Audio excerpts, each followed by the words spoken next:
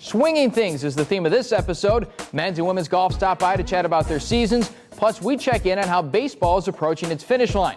And it may not be swinging, but we get a lesson from Cardinal softball player Andrea Starr on the art of the pitch. All that and more is next on the Cardinal Report. Lift off.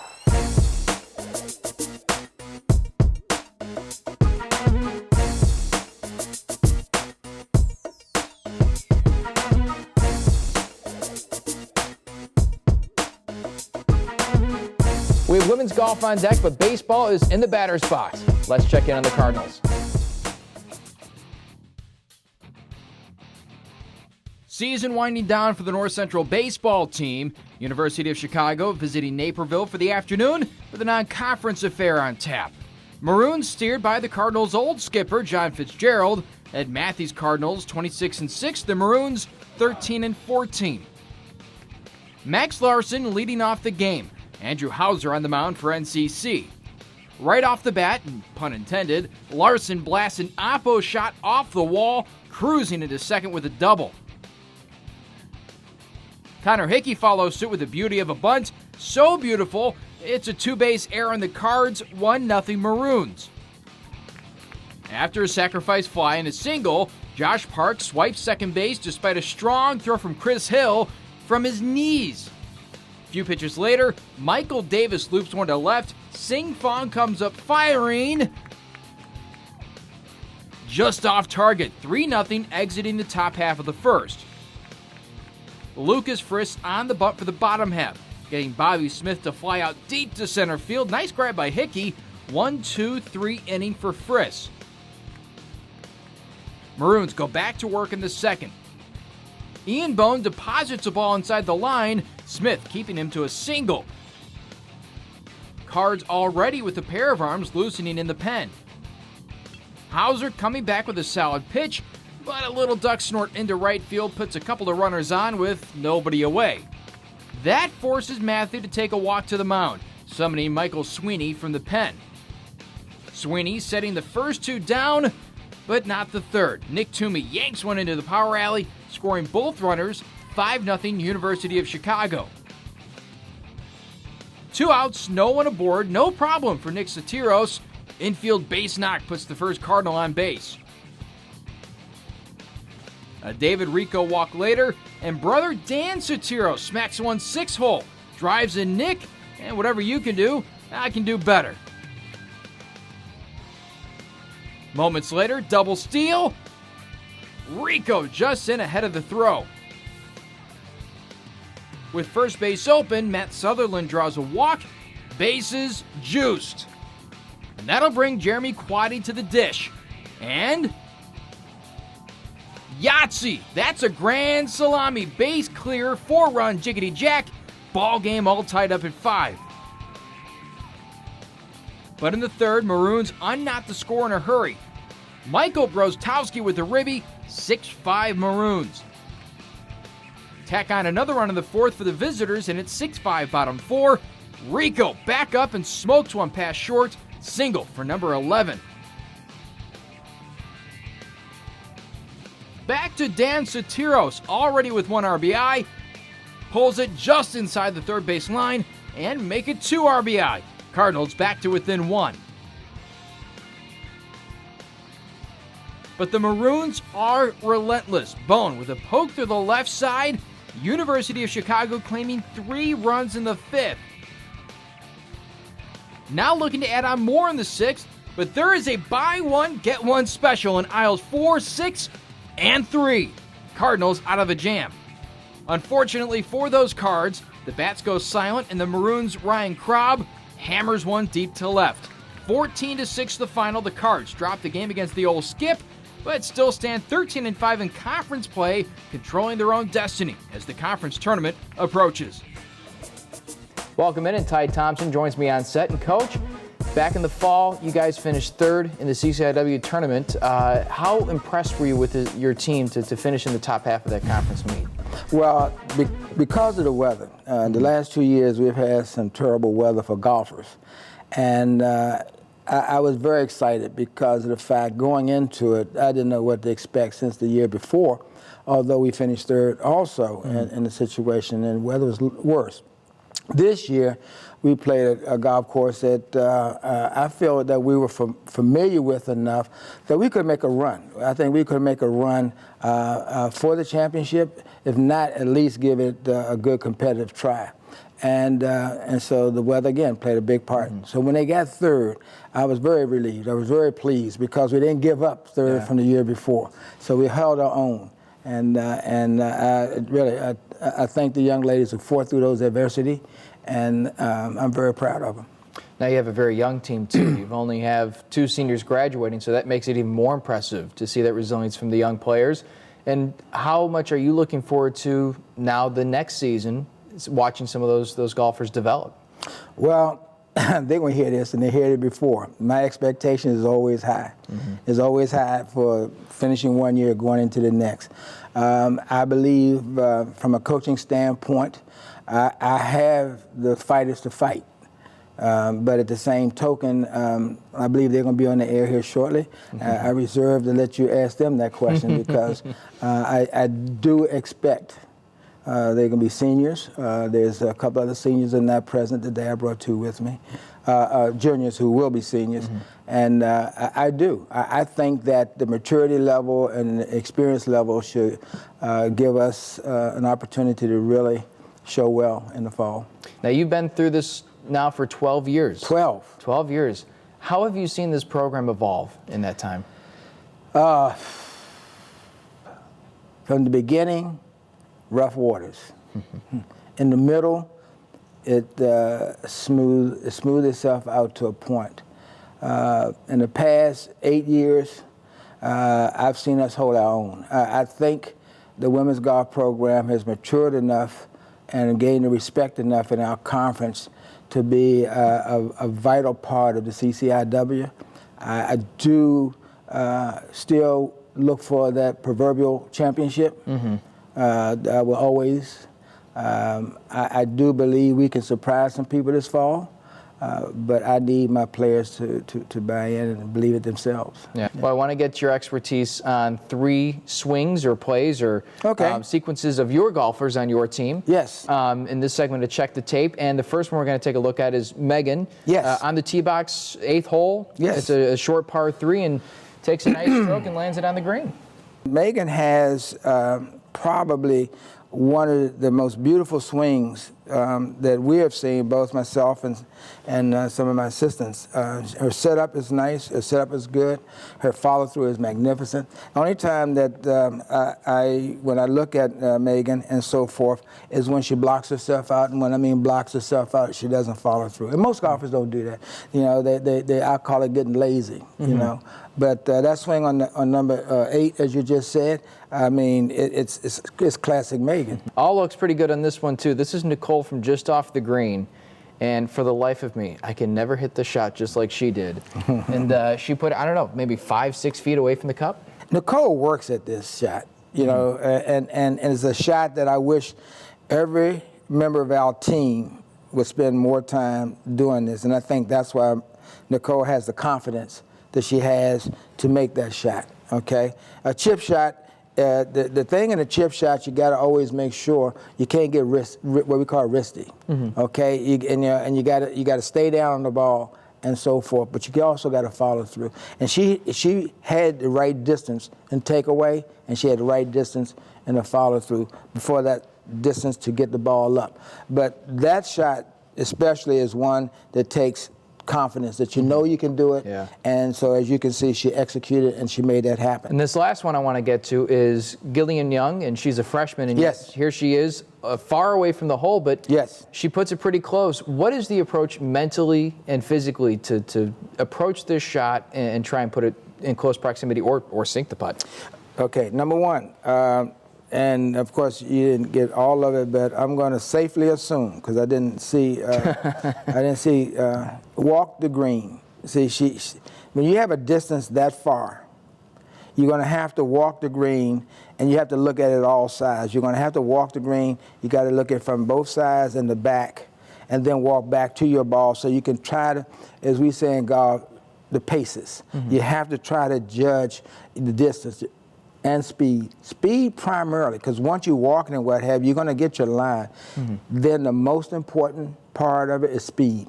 Great insight, Coach. We really appreciate it, and thanks for stopping by. Thank you, Kevin. I appreciate it. Best of luck next year. Oh, hey, man. We only got 3.5 months, and we're back at it. So, yeah, thank you again. Appreciate it. Coming up next, we have Megan Kelly and Nicole Dutz on set. We'll be right back on the Cardinal Report. There's the pop. Yep, there it is.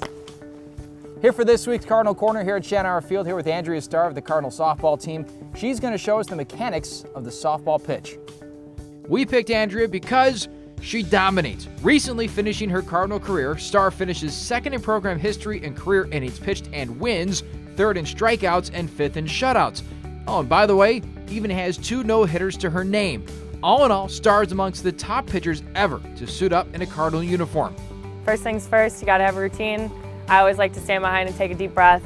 Then when I come in, you want your left foot behind, your right foot in front. You wanna get your feet set a little bit staggered here. Next thing you do, look at the catcher, get your call, then you're gonna find your grip on the ball. Most important mechanic is getting started. So when you go back first, you wanna get a little bit of a load. So you wanna get your legs bent, you wanna drop your arms back. A couple girls do this differently. Some people go all the way down here like that. Me, I just like to drop them both back nice and even, because another thing you'll see too is people twist, turn, everything like that. I like to keep it nice and straight. Drop the arms back, get a little bit of a load. Next thing that you're gonna do is you're gonna come forward and stride out. So when you do the stride, you wanna point your glove at your target. So you have a nice straight target here. You wanna get nice and low. So you wanna be pointed straight and you wanna step out, straight line, have everything lined up, and you wanna get in a nice low position here. After you stride out, you're gonna use your back leg. You're gonna drive it through as you come through with your snap. So those two happen at the same time. So what I like to usually tell my girls is that you gotta get loaded up first. You're gonna take a nice big long stride out. We always say the ball comes up, the butt comes down, and then you're gonna push through nice and hard with your back leg and give it a good finish up.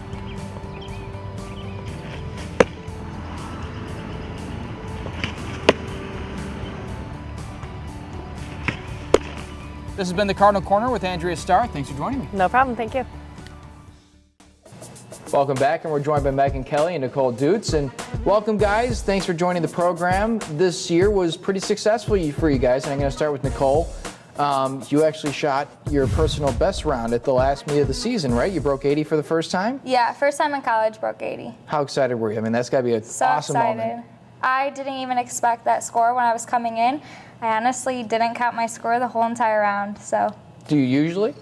Yeah, I mentally counted up, but I was having fun that day, so. So maybe that's the difference. Maybe that's the trick Yeah. moving forward, is not counting the strokes. Yeah, probably. I usually do that because I lose track of how many I've hit. But Yeah. that's a totally different reason. Yeah. Megan, you guys are both juniors, but Megan, you've been scoring really well the last couple of years, this year in particular.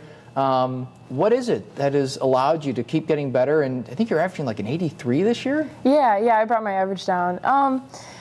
I guess mental game has kind of really helped me. I used to be really hard on myself all the time, and tough shots would get to my head. So I've really been working on that, and I think it's really been paying off. And just staying mentally tough out there is making it a lot easier to make better shots, make better decisions, better course management.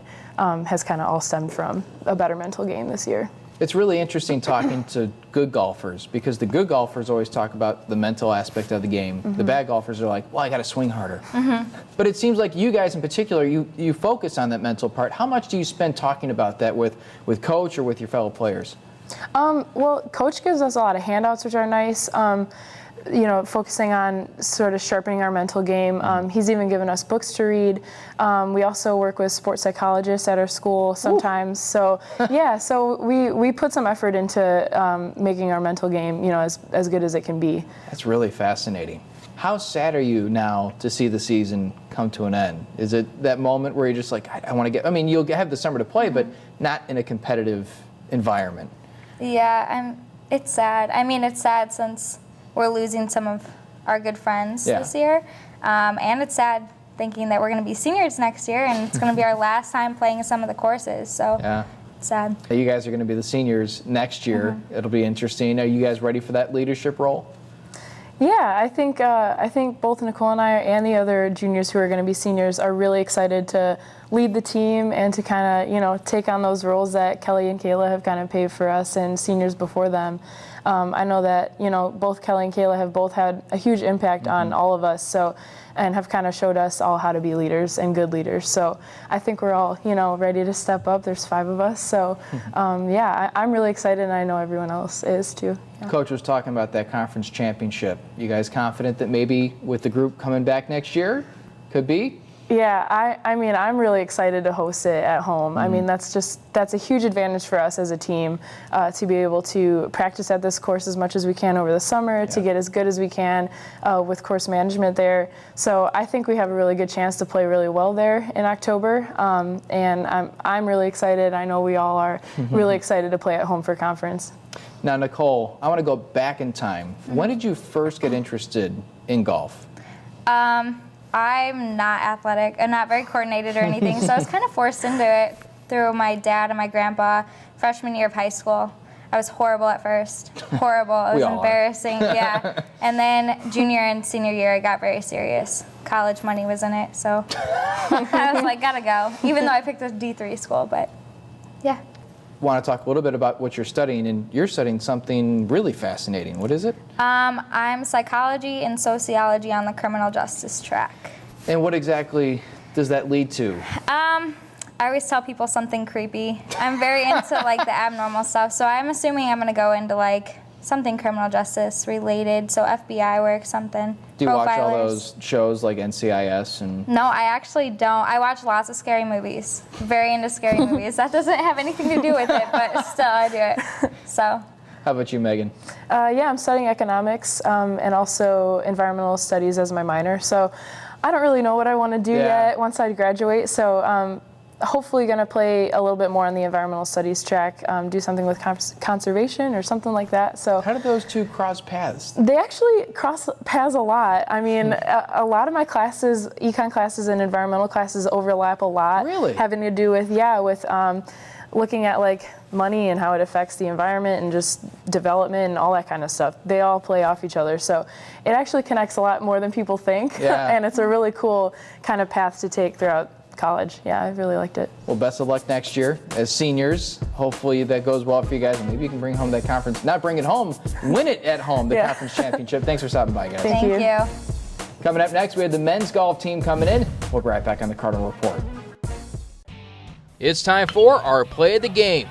Trailing 5-1 early, Jeremy Quaddy lifts off with 3 ducks on the pond. Quaddy, turning on the inside pitch, takes it up and over the left field wall. Grand slam for the freshman, tying the ball game up at 5.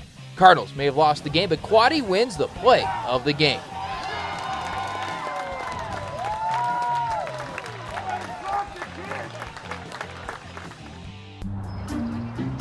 Don't worry, the 74 people were picked before me in the NFL draft. To fight childhood obesity, United Way and the NFL are helping kids play more. To donate or volunteer, go to unitedway.org/play60. Now I get it. We're back, and Steve Seller joins me on set. And Coach, you wrapped up your first season as the head coach. You were the assistant coach for a number of years, but how was that transition for you this past season? It's good. You get to control all of the various elements rather than just be a part of one of them. And for me, I'm always interested in learning, and I got to learn a lot about the entire process of collegiate golf, which, of course, is fundraising and recruiting and talking to parents and things like that. When I was just doing technical advising, it was just their swings and what's going on in tournaments. Now you've got some quality golfers already on the team. You're going to graduate 2 of them, and one in particular, Eric Gruber, has been on the team for 4 years. You've seen him, I'm sure, grow up before your very eyes. Yes. How much are you going to miss Eric's presence on this team? Not at all. It'll be refreshing. No, actually, we're going to miss him a lot. He has developed into an outstanding golfer. He's a co-captain, so he's shown a lot of quiet leadership about his discipline around his preparation, his off-season work. He lifts weights nonstop. And his scoring is among the best in the history of the college. which is that will definitely be sorely missed. Yeah, so. I would assume so. Yeah. Now, you mentioned back in the fall you guys were starting as a team a weightlifting program. Has that continued into the spring and now as you progress into the summer? Well, as soon as the season ends, it's voluntary on their part. But yes, it will have a packet together, just like most of the other sports do, trying to track their strength, conditioning, and fitness for the year. So, yeah, we will continue it. It has shown good results for mostly everybody who's done it, but it's hard to fit that in for everyone. Now, you mentioned, again, back in the fall that Eric in particular had fallen in love with one aspect of that weightlifting program, and that happened to be his biceps. Right. Does he still catch a lot of flack for that? Well, of course, because he continually rolls his sleeves up and makes us all aware of how big his biceps are. And but we give him a lot of guff too, so it kind of balances out. But it is. He set a lot of good goals for himself, and one of them was to put on weight, and he knew he was going to do it by lifting, and he stuck to that program, and he had a scoring average, he had team goals that he went after. So it was he's a great kid. It seems like the environment, as you talk about it, is pretty light, especially for a golf team. That you have a nice close-knit group. Is that the case? Oh, very much so. Yeah, it has. It was the biggest blessing. We had instant team chemistry, and you can't make that happen. Right. The kids got along. They pull for each other. They're very interested in everybody else's what they're doing and how they can help. So and that's top to bottom, not just the varsity. Yeah. The kids who are on JV are as into it as the kids who are out there trying to score for the college. So, team chemistry was unbelievable this year.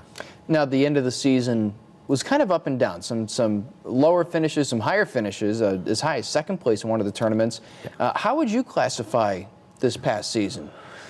Well, I think you've gotten it. We were on a roller coaster. We had 2 seconds and a third, and a very impressive fourth against a gigantic field last fall, and which gave us hope. And on top of that,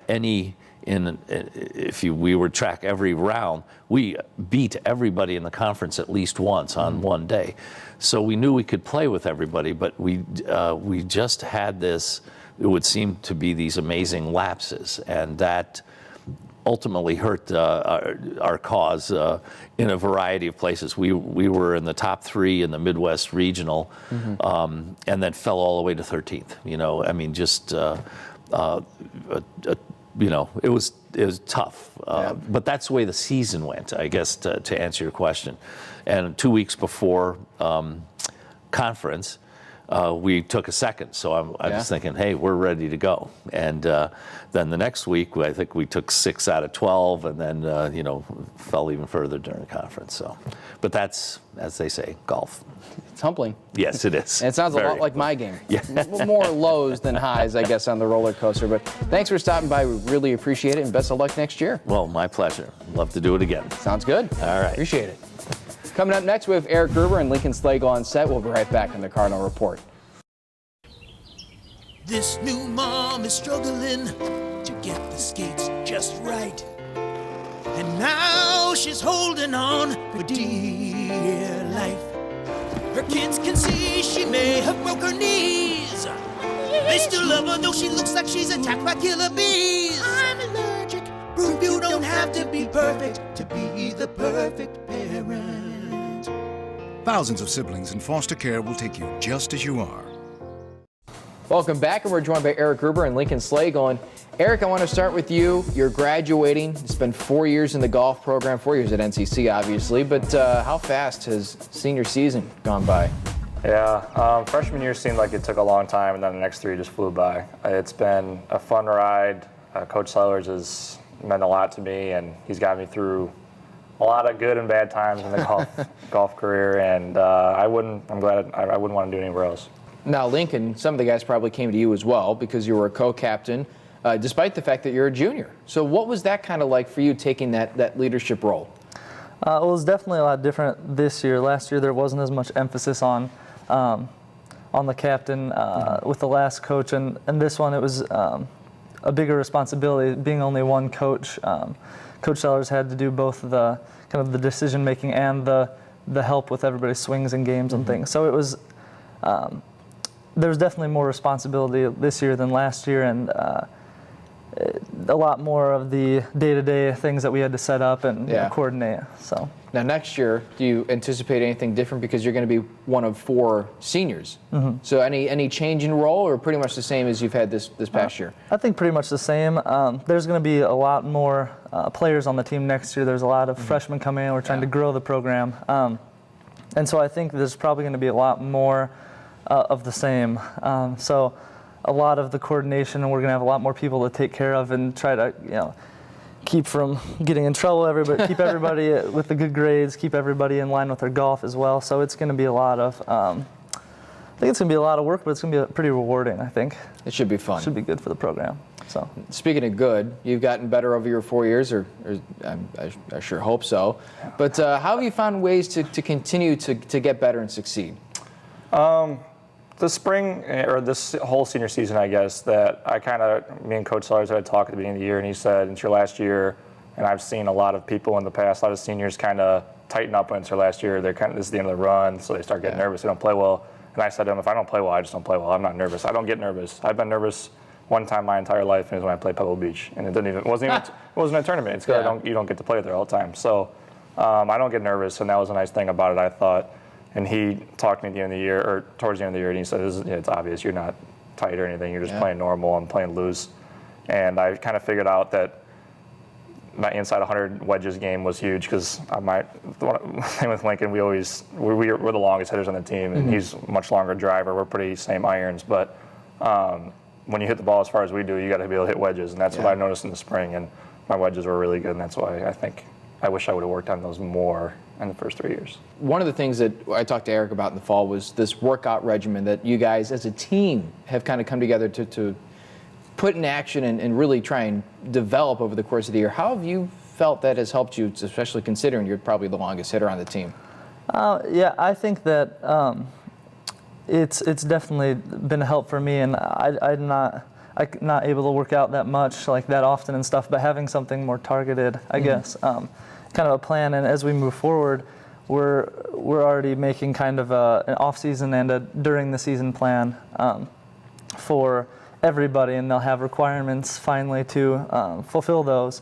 And we're hoping that finally we can all kind of take after Eric. And it's such a big difference when, like he said, when you're hitting shorter clubs into greens. And if you look at the better teams in our conference and the better teams in in the Division III, you can tell a lot of them, they have all these workout programs and things, and they're just on a whole different level of distance. And if you look at the pros, the top players in the world all hit it reasonably far, things like that. So trying to emulate those.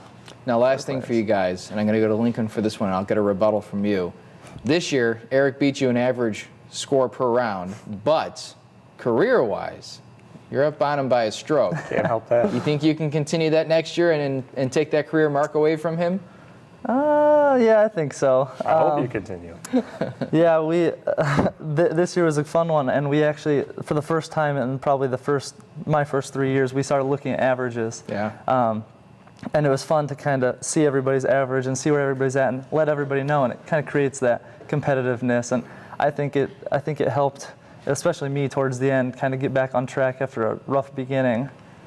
So. You feel that competitiveness, especially as a senior? I don't really feel or try to beat everyone on our team, but I like when Lincoln or Glenn or somebody plays well, because it pushes me to try to get to where they're at. Like when I'm playing well or during a round, and I go up to coach and I say, "How's everyone doing?" And he goes, "Lincoln's even."